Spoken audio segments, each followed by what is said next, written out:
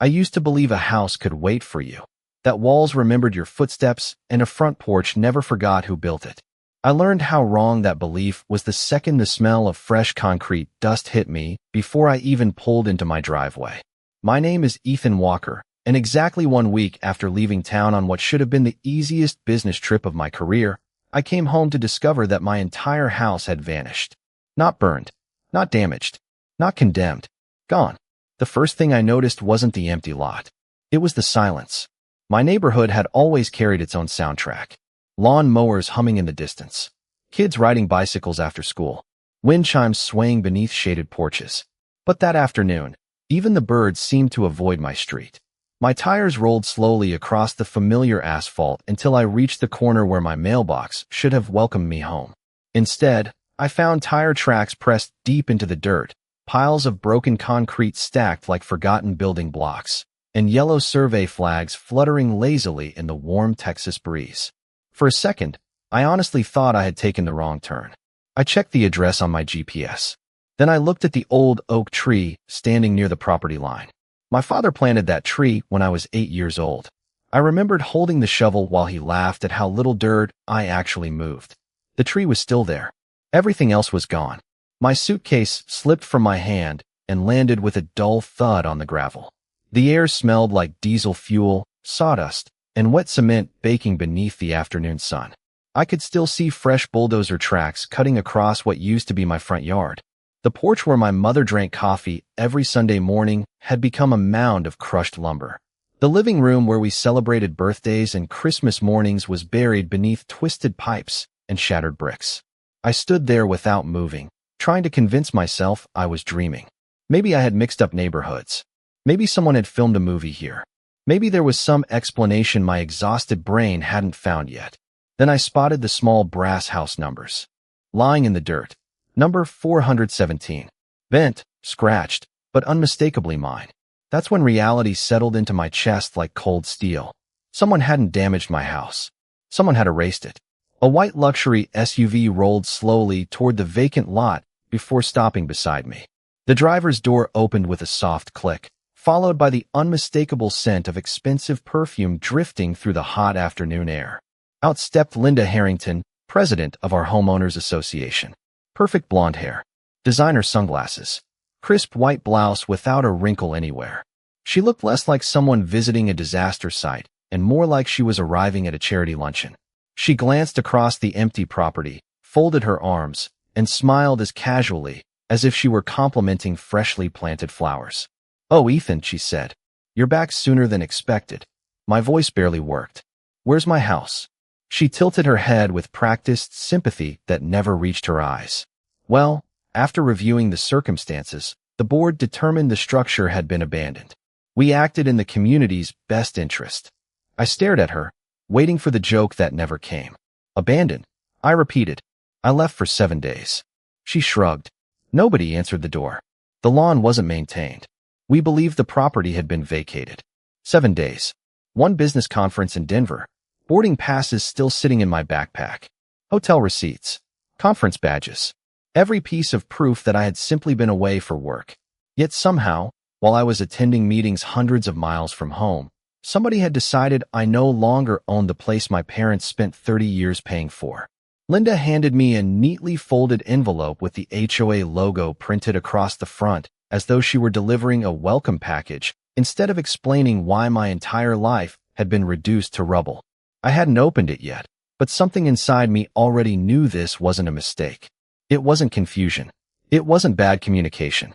This had been planned long before my plane ever took off, and standing there in the dust of everything my family had built, I made myself one silent promise. Whoever believed they could bulldoze my home while I was gone was about to discover that foundations aren't always made of concrete. Sometimes they're built on records, patience, and a law that never forgets.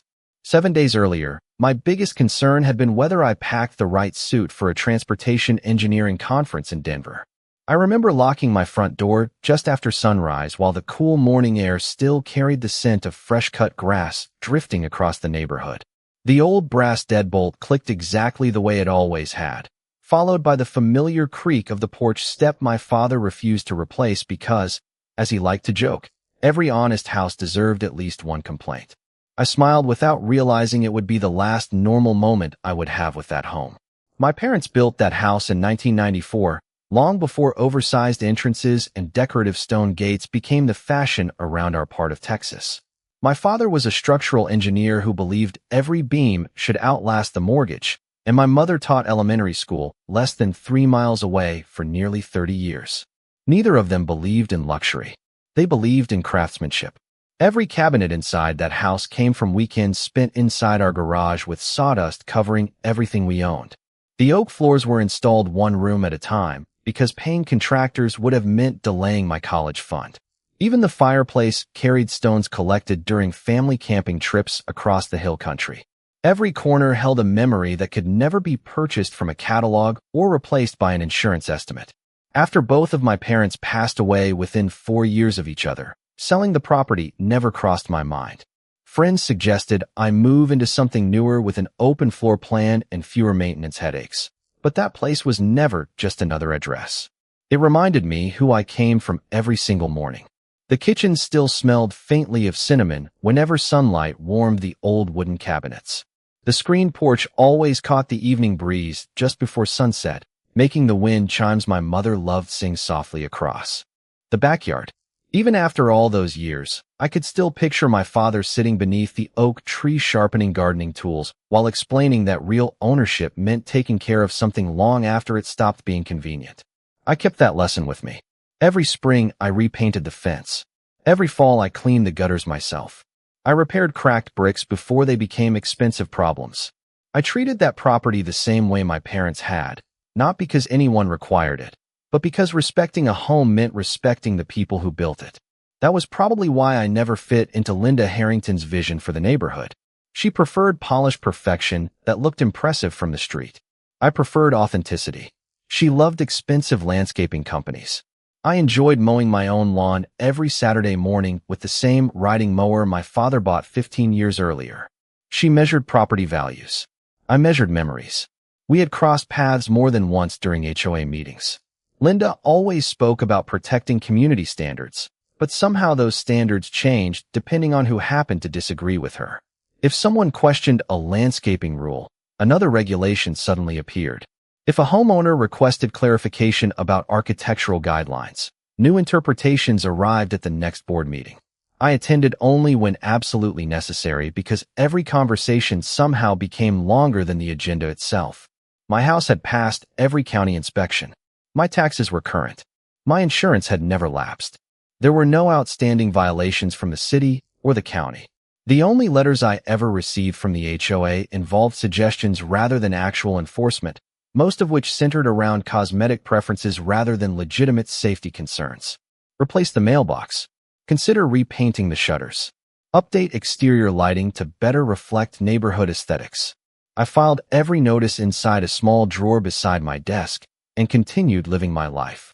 Looking back now, I wish I had paid closer attention to how often Linda drove slowly past my property during the weeks before my trip. At the time, it felt like nothing more than another patrol around the subdivision. I never imagined she was studying my schedule instead of my landscaping. The morning I left for Denver, my neighbor across the street, Frank Dawson, waved while walking his golden retriever. He asked how long I would be gone, and I told him I would be back the following Friday. 7 days, maybe 8 if my return flight changed.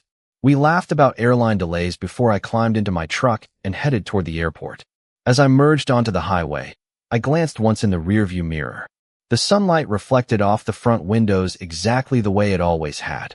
The porch flag moved gently in the breeze, and the oak tree cast its familiar shadow across the front yard. There was absolutely nothing about that peaceful morning that suggested someone had already decided my family home would not be standing when I returned. While I was shaking hands with conference speakers in Denver and discussing bridge maintenance schedules over lukewarm hotel coffee, Linda Harrington was quietly assembling the most unbelievable plan I had ever seen.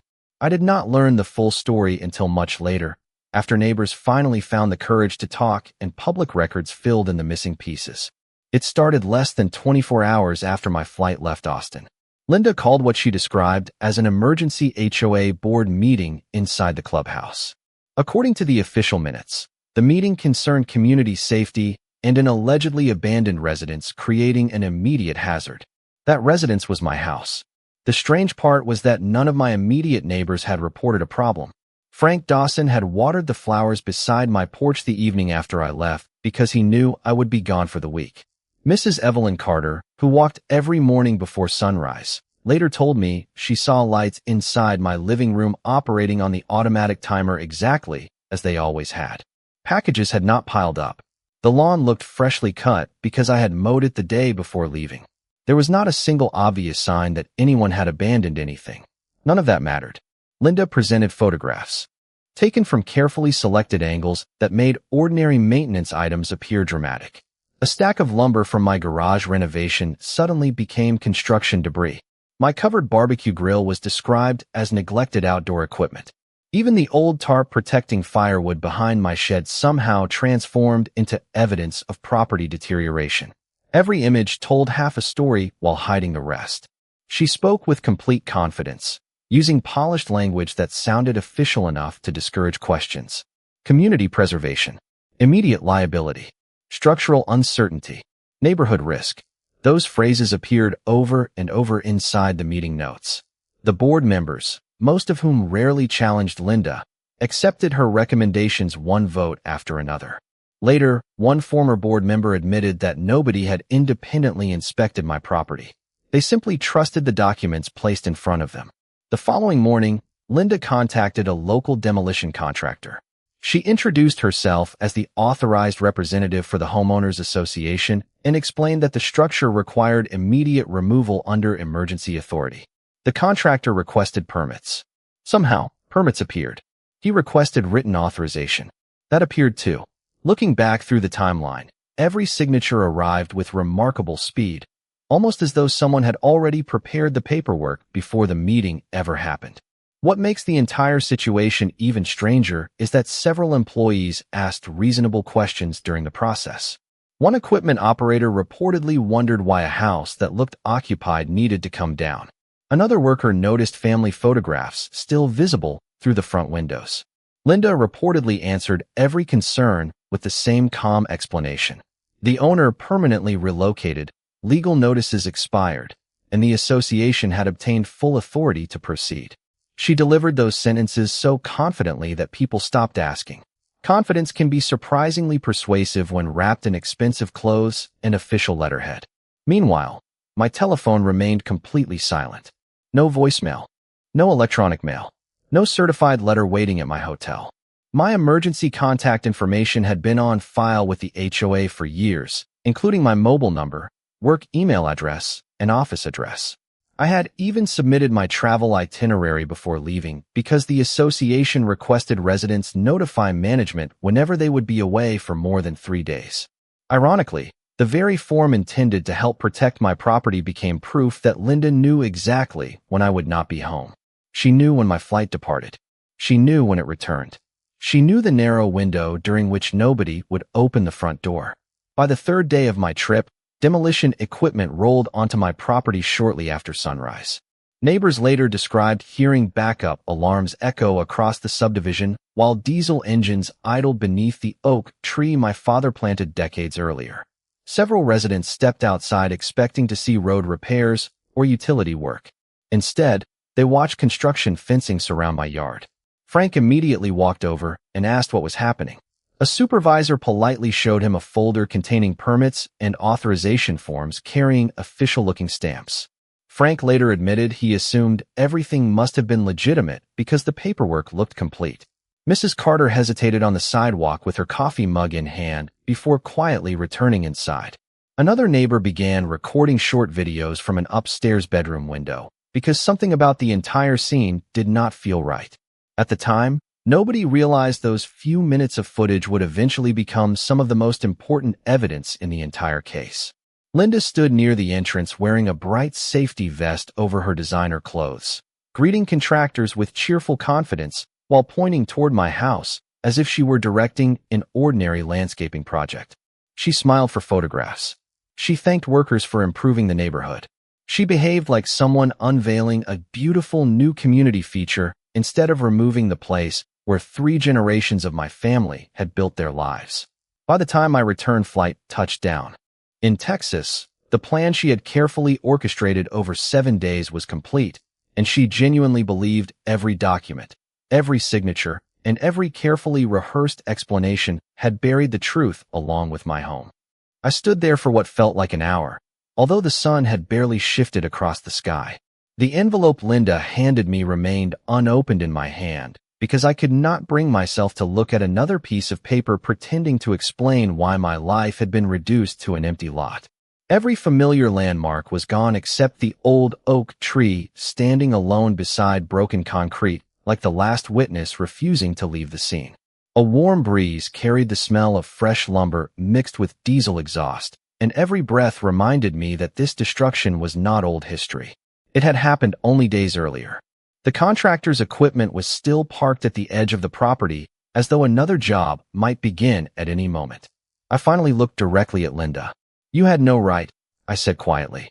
She adjusted her sunglasses without the slightest hint of concern. "If you believe that, you are welcome to review the association procedures." Then she climbed back into her vehicle, closed the door gently, and drove away as if we had just finished discussing landscaping plans instead of the disappearance of an entire home. I called the local police department before my hands even stopped shaking. Within 20 minutes, an officer arrived, stepped out of his patrol vehicle, and slowly walked across the dirt where my front porch used to stand. He listened carefully while I explained everything, from my business trip to the conversation with Linda. He examined the envelope, glanced at the construction fencing, and then sighed with the expression of someone who already knew the answer I did not want to hear. "Based on what I am seeing," he said, "this appears to be a civil property dispute. If permits were issued and contractors were operating under written authorization, this is likely something the courts will have to resolve."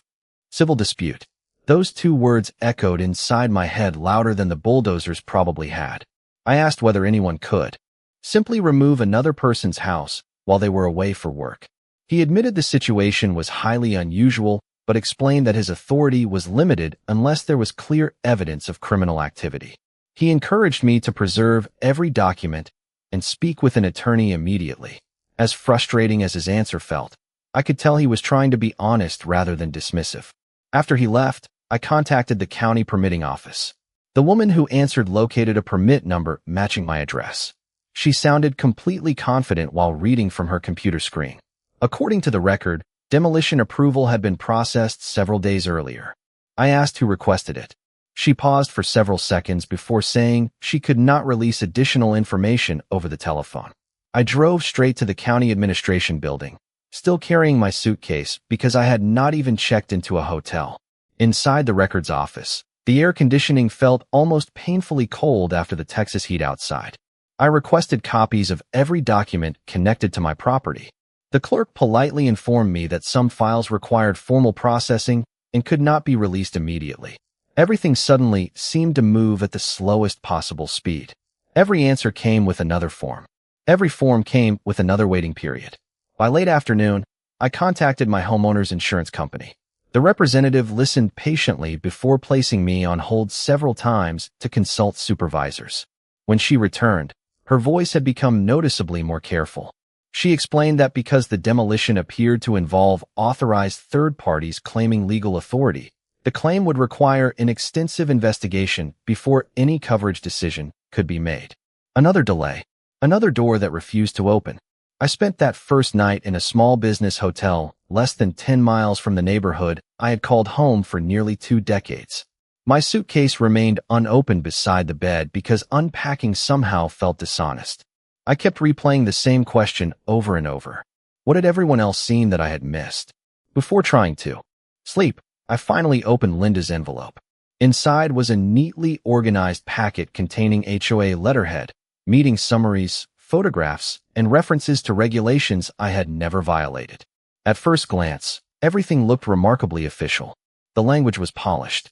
The formatting was professional. Someone had invested considerable effort into making every page appear unquestionable. Yet one detail immediately caught my attention. The notification letters inside the packet were all addressed to my house, including dates when I had supposedly failed to respond. That made no sense. If the association genuinely believed I had abandoned the property, why continue mailing notices to the very address they claimed nobody occupied? I placed the papers back inside the envelope and stared through the hotel window toward the city lights in the distance. For the first time since returning home, the shock began giving way to something steadier. My father always said that buildings stood or fell because of small details hidden beneath the surface. Looking at those documents, I realized this case might work exactly the same way. Somewhere inside the paperwork that Linda believed protected her, there had to be a foundation weak enough to bring the entire story down. I barely slept that night because one question refused to leave my mind. If Linda had really followed every legal step she claimed, why did the paperwork already feel carefully arranged instead of naturally assembled? Years of working as a civil engineer had taught me something simple. Real projects always leave messy trails. Revision dates change. Inspectors ask questions. Contractors submit corrections. Legitimate paperwork rarely looks perfect. It looks lived in. Early the next morning, I spread every page from the HOA packet across the small desk inside my hotel room. The air conditioner hummed steadily while sunlight crept through the curtains, illuminating line after line of polished language. The more I read, the stranger everything became. Every notice referenced deadlines I had supposedly ignored, yet every mailing address listed was the very house they claimed had been abandoned. Even more confusing, one document stated that multiple inspections had occurred while another referred to a single emergency review. The dates almost matched, but not quite. They were close enough to avoid immediate suspicion, yet inconsistent enough to make me stop reading like a homeowner and start reading like an engineer looking for structural flaws. I drove back to the neighborhood before most people had finished breakfast. Frank Dawson was already outside collecting his newspaper. The moment he saw me, he walked across the street carrying an expression that mixed sympathy with guilt. "Ethan," he said quietly, "I should have called you." I shook my head. "You thought everything was legal." He nodded slowly. "They had paperwork. They had safety vests. They even put temporary signs out front. I asked one of the supervisors if he knew about it. He told me the owner had permanently relocated and the association had full authority." Frank disappeared into his garage for a minute before returning with his cellular phone. "There is something else," he said. "My security cameras only cover part of your driveway, but they recorded several days before everything happened." We sat together in his living room while he opened the recordings. Most of the footage showed ordinary neighborhood life. Delivery trucks, dog walkers, children riding bicycles. Then, 2 days before the demolition, Linda's white sport utility vehicle appeared. She parked across the street and spent nearly 15 minutes walking around my property with another man carrying a clipboard. They pointed toward the roof, measured distances along the fence, and took dozens of photographs. The next afternoon they returned again. This time another vehicle arrived behind them. It belonged to a local surveying company. I recognized the logo immediately because I had hired the same firm years earlier when replacing the backyard fence. That detail caught my attention. Survey companies rarely visit properties without leaving digital records.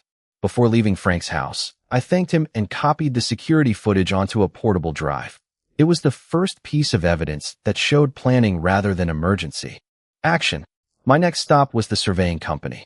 I introduced myself and explained that I was trying to obtain copies of any work performed at my address. The receptionist searched the database before looking slightly confused. "We never completed a survey," she said. "One of our crews visited for preliminary measurements, but the project was canceled the following morning." "Canceled by whom?" I asked. She hesitated before answering. "The client." She could not release additional information without a formal request, but she casually mentioned something that immediately caught my attention. Their vehicles recorded location data through onboard tracking equipment for billing purposes. Every stop, every arrival, and every departure existed inside their system with exact timestamps. As I walked back toward my truck, another memory surfaced. The intersection at the entrance to our subdivision had recently received new traffic cameras installed by the county as part of a transportation improvement project. I knew because my own engineering firm had reviewed similar systems the previous year. Those cameras continuously recorded vehicle movement for traffic management. If they had been operating during the week I was gone, they would have captured every construction vehicle entering and leaving the neighborhood. Suddenly, the empty feeling I had carried since returning home began giving way to quiet determination. None of these discoveries proved Linda had broken the law by themselves. Frank's security footage showed preparation. The surveying company confirmed activity before the demolition. The county traffic cameras potentially documented every truck involved. Each fact looked small on its own, almost insignificant. But engineering had taught me another lesson my father repeated throughout my childhood. A bridge does not stand because of one massive beam. It stands because hundreds of carefully connected pieces support one another. Sitting inside my truck with the portable drive resting on the passenger seat, I realized this case would not be won by one dramatic revelation. It would be built the same way my father built our house, one solid piece at a time until the truth became too strong for anyone to tear down. I spent the next 3 days doing something that completely confused Linda. I did not file a lawsuit. I did not stand outside the HOA office arguing. I did not post angry messages online or speak to local television stations. I simply collected information. The quieter I became, the more confident she seemed to grow. Every afternoon I drove past the subdivision at different times, and almost every time I saw Linda chatting comfortably with neighbors or walking the sidewalks as though nothing unusual had happened. Once she even smiled and waved when our vehicles passed each other. It was the smile of someone who believed the hardest part was already over. She had no idea that every extra day gave me another opportunity to uncover details she had overlooked. My first appointment was with an attorney named Rebecca Collins, a property rights specialist whose office walls displayed framed copies of landmark real estate cases instead of expensive artwork. She listened without interrupting while I explained everything from my business trip to the empty lot waiting where my home had once stood. I placed the HOA packet, the security footage, and every receipt from my trip across her conference table. She spent nearly an hour reading in complete silence before finally looking up. "Ethan," she said calmly, "if everything you have shown me is accurate, this case is not about whether they made a bad decision. It is about whether they ever had legal authority to make any decision at all." That single sentence changed the way I looked at everything. Rebecca instructed me not to contact Linda again. People who believe they are protected by paperwork usually keep creating more paperwork, she explained. Sometimes the strongest evidence arrives after they think the danger has passed. Over the following week, formal record requests began producing answers. The surveying company delivered vehicle location logs showing their crew had visited my property but never completed a certified survey. The county transportation department confirmed that traffic cameras had recorded multiple construction vehicles entering the neighborhood. On demolition day, even better, each timestamp matched the contractor schedule almost to the minute. Rebecca smiled when she lined the records beside Frank's security footage. "Independent sources," she said. "They do not know each other, which makes them much harder to challenge." Then another document arrived that neither of us expected. The demolition contractor responded to our preservation notice by providing copies of the authorization package they had received before beginning work. At first glance, it looked identical to the version Linda handed me. Then Rebecca noticed something almost invisible. 2 signatures carried exactly the same handwritten initials, yet the timestamps claimed they had been signed nearly 8 hours apart in different offices. She placed both pages under a magnifying lamp. The ink patterns were nearly identical. "These may have been copied instead of individually signed," she said quietly. She refused to accuse anyone before obtaining expert analysis, but I could tell her confidence had grown. Meanwhile, Linda unknowingly continued strengthening our case. During the next HOA board meeting, she proudly assured residents that the association had acted completely within its authority and that every legal requirement had been satisfied. Several homeowners later shared copies of the meeting minutes. Rebecca highlighted one sentence with a yellow marker. Linda claimed the board had relied upon a final structural inspection before authorizing demolition. There was only one problem. County records confirmed no final structural inspection had ever been requested. Instead of confronting her, Rebecca simply added another page to an expanding evidence binder that was already several inches thick. Day after day, the pattern repeated itself. Linda spoke confidently. Public records quietly disagreed. Contractors produced invoices that conflicted with meeting dates. Electronic timestamps contradicted written timelines. Even the travel notification I had voluntarily submitted before leaving town became unexpectedly important because it proved the HOA knew my exact return date when they claimed they believed I had permanently abandoned the property. Rebecca often compared the case to assembling a puzzle. "We already know what the finished picture looks like," she told me. "We are simply waiting until every missing piece is impossible to ignore." The most satisfying part was realizing we never needed Linda to confess anything. Every confident statement she made created another opportunity to compare words against records, and records rarely became emotional. They simply existed. By the end of the second week, our conference table had disappeared beneath organized stacks of permits, emails, surveillance images, contractor logs, traffic camera timestamps, travel records, HOA correspondence, and county files. Looking across that mountain of paper, I remembered standing on the empty lot believing everything my parents built had been erased forever. Now I understood something my father used to say whenever a construction project looked impossible. The strongest structures were not built by rushing to finish. They were built by making certain every single piece could carry its own weight.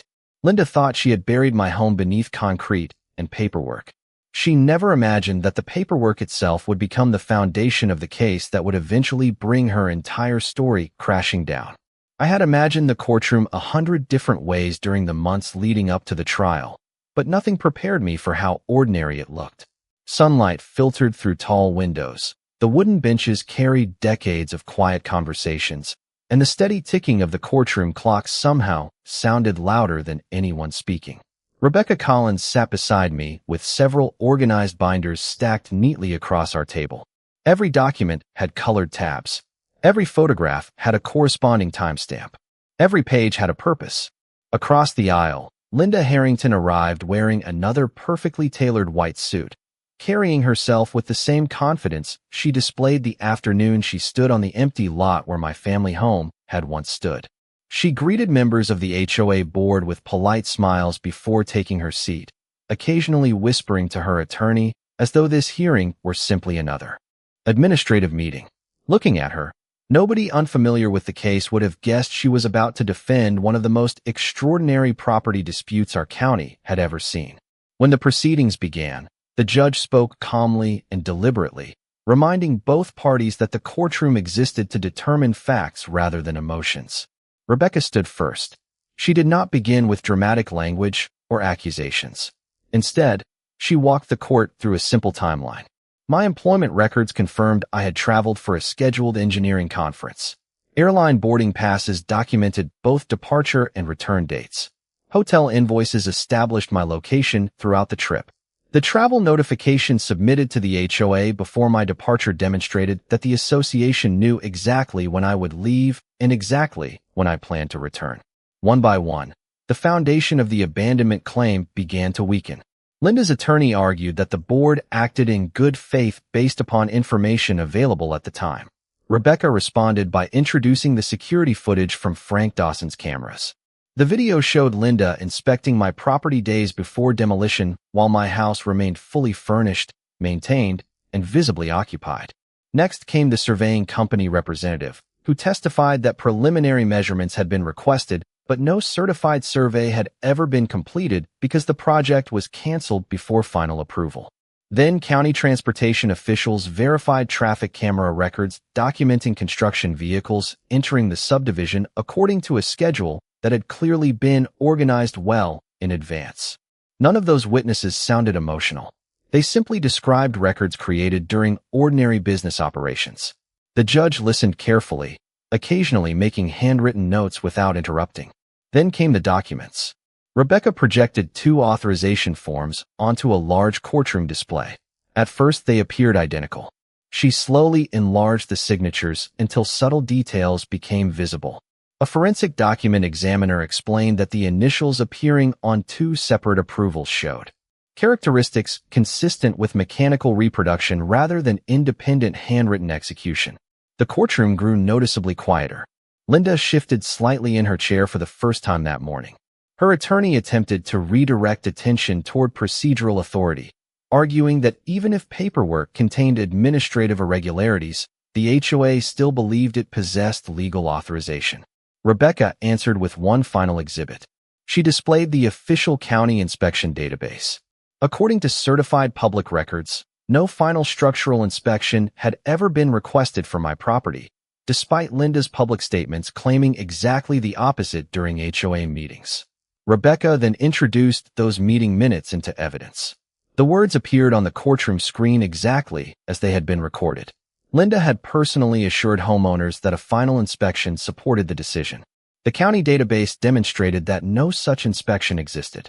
The judge looked toward Linda and asked a simple question. Can you identify the inspector who performed this evaluation? For several long seconds, nobody spoke. Linda quietly consulted her attorney before answering that she relied upon information provided during the board's internal review. The judge asked a second question. Can this court verify that information through any official county record? Again, there was silence. It was not dramatic. Nobody raised voices. Nobody argued. The confidence that had carried Linda through months of public statements simply began disappearing beneath the weight of independent records that refused to support her version of events. Rebecca did not celebrate. She simply continued presenting one verified fact after another. The travel notification, the camera timestamps, the survey records, the permit inconsistencies, the duplicated signatures, the missing inspection. Separately, each document invited explanation. Together, they formed a story that no longer depended upon opinion. By the time closing arguments began, I realized something remarkable. We had never needed to prove that Linda disliked me. We had never needed to speculate about motives or intentions. We only needed to demonstrate that the authority she claimed never existed in the form she described. As the judge announced that a written decision would follow after reviewing the complete record, everyone slowly gathered their files and prepared to leave. Linda no longer smiled at anyone. She walked out of the courtroom carrying the same folders she had brought that morning, but they suddenly looked much heavier than paper alone. 3 weeks later, the courtroom filled once again for the judge's final ruling. The atmosphere felt completely different from the trial itself. There were no dramatic presentations left, no witnesses waiting in the hallway, and no unanswered questions. Everything that needed to be said already existed inside thousands of pages of testimony, certified records, photographs, permits, and electronic timestamps. The only thing left was the decision. Rebecca Collins sat beside me without saying much. She simply slid one legal pad toward me with a single sentence written across the top in neat handwriting. No matter what happens today, the truth is now part of the official record. I read those words twice before the judge entered the courtroom. Everyone stood. The room became perfectly still except for the quiet rustle of paper as people returned to their seats. The judge began by carefully summarizing the evidence instead of immediately announcing the outcome. He reviewed the undisputed facts one by one. I had notified the Homeowners Association before leaving on a scheduled business trip. My travel records established that I had been away for only 1 week. My property taxes were current. My homeowner's insurance remained active. County records contained no lawful declaration that my home had been abandoned. No verified structural inspection supported emergency demolition. Independent evidence established that preparations for the demolition began while the association already knew my expected return date. Hearing those facts presented in chronological order made the entire situation sound even more unbelievable than it had felt while living through it. The judge then turned his attention to the authority claimed by the Homeowners Association. He explained that private associations possess only those powers granted by governing documents and applicable law, and those powers do not replace established property rights or lawful governmental procedures. He stated that the evidence presented during trial demonstrated significant failures in the authorization process relied upon by the association before approving the removal of my home. Several key documents could not be independently verified. Required supporting records were missing. Official county databases directly contradicted representations made during the association's internal proceedings. The courtroom remained completely silent. Nobody interrupted because there was nothing left to dispute. Every conclusion rested upon documents created long before anyone imagined they would someday become courtroom exhibits. Then came the words I had waited months to hear. The judge ruled that the actions taken against my property were unlawful and that the Homeowners Association would be held financially responsible for the consequences resulting from those actions. He ordered the association to fund the reconstruction of my residence on the original foundation footprint using plans that reflected the home's documented design and character as closely as reasonably possible under current building requirements. He further ruled that I was entitled to substantial monetary damages reflecting the loss of my home, the disruption to my life, additional economic harm established during trial, attorney fees, and punitive damages intended to address the seriousness of the conduct presented in evidence. The total judgment exceeded $10 million. I did not celebrate. I simply closed my eyes for a brief moment because I immediately thought about my parents. No amount of money could restore the weekends my father spent building those cabinets or the evenings my mother filled the kitchen with the smell of cinnamon bread. But for the first time since returning from Denver, I felt that the legal system had recognized what had actually been taken from me. The judge concluded by directing that copies of the record be transmitted to the appropriate county authorities for any additional administrative review they considered appropriate regarding the permitting process revealed during litigation. He made no dramatic speeches and expressed no personal opinions. He simply applied the law to the evidence. That quiet professionalism somehow made the decision feel even more powerful. Across the courtroom, Linda Harrington stared down at the table in front of her. The confidence that once defined every public appearance had completely disappeared. Members of the HOA board looked equally stunned as they quietly gathered their folders without speaking to one another. Even their attorney remained seated for several moments, carefully reviewing the written order before offering calm procedural advice. Rebecca gently shook my hand and smiled. The paperwork that protected them, she said softly, became the paperwork that proved your case. As we walked out of the courthouse into the warm Texas afternoon, the air felt lighter than it had in months. The same breeze that once carried the smell of fresh concrete across an empty lot now carried something entirely different. It carried certainty. The house my parents built had been wrongfully taken away, but the law had refused to let that become the final chapter. The strongest foundation had never been the concrete beneath those walls. It had been the truth preserved inside records that no amount of confidence could rewrite. Almost a year passed before I stood in my front yard again with a set of house keys resting in my palm. The Texas sun felt just as warm as it had the afternoon I returned from Denver, but everything else had changed. Construction crews had spent months rebuilding the home according to the court's order, following original blueprints wherever possible while updating only what modern building codes required. I visited the site almost every week, not because I doubted the work, but because I wanted to honor the promise my parents made decades earlier when they decided to build a home instead of simply buying one. Every visit reminded me that rebuilding was different from replacing. Some things could never come back exactly as they were. Yet other things carried their meaning forward in unexpected ways. The old oak tree still stood at the edge of the property, taller now than I ever remembered. The builders protected it throughout construction because the judge specifically included preservation of significant landscape features whenever reasonably possible. When I saw its familiar shadow stretching across the newly finished front yard, I smiled for the first time in many months without forcing myself to do it. The new front porch matched the original dimensions almost perfectly. The brick color mirrored photographs my attorney had submitted during trial. Even the screened porch behind the house returned, catching the same evening breeze that once carried the soft sound of my mother's wind chimes.